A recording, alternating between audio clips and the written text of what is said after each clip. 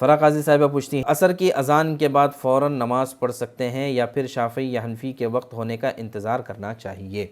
बहुत अच्छा सवाल है। हमारे इलाक़े में ख़ास तौर से अहनाफ़ और शवाफ़े दोनों साथ में रहते हैं, तो जो असर का और इशा के वक्त का मसला है कि ये जो वक्त है कि हनफी वक्त अभी नहीं आया, शाफ़ी वक्त शुरू हो गया, ये जो मसाइल हैं कि देखिए ये सारा इख्तिलाफ़ इस्तिहबाबी है, मुस्तहब इख्तिलाफ़ है, अफ़ज़लियत का इख्तिलाफ़ है।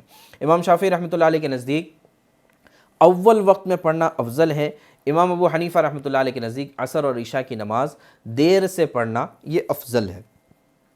तो लिहाजा अफजलियत का इख्तिलाफ़ है, लेकिन जहाँ पर दोनों तरह के लोग रहते हैं उनके लिए असर का वक्त एक ही वक्त में शुरू हो जाता है, यानी शाफ़ी वक्त में उनके लिए असर का वक्त शुरू हो जाता है। अहनाफ को चाहिए कि अपनी ज़ोहर की नमाज असर की शाफ़ी वक्त से पहले पहले पढ़ लें, और जैसे ही अज़ान हो जाती है या जैसे ही वक्त हो जाता है तो उसके बाद अहनाफ भी अपनी असर की नमाज और असर की सुन्नतें बिल्कुल पढ़ सकते हैं। इसमें किसी तरह का कोई हरज नहीं है।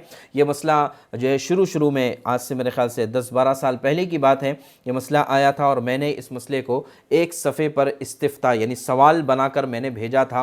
इस वक्त की एक बहुत मशहूर शख्सियत मुफ्ती तकी उस्मानी साहब दामत बरकातुम, मुझे अच्छी तरह याद है कि इस पर उन्होंने इसका तफसीली जवाब भेजा था 13 सफ़हात में। एक सफ़े का सवाल था, 13 सफ़हात में उन्होंने जवाब भेजा था, और उस जवाब का ख़ुलासा यही था कि बिल्कुल असर की नमाज शाफ़ी वक्त में पढ़ी जा सकती है, इसमें किसी तरह का कोई हरज नहीं है।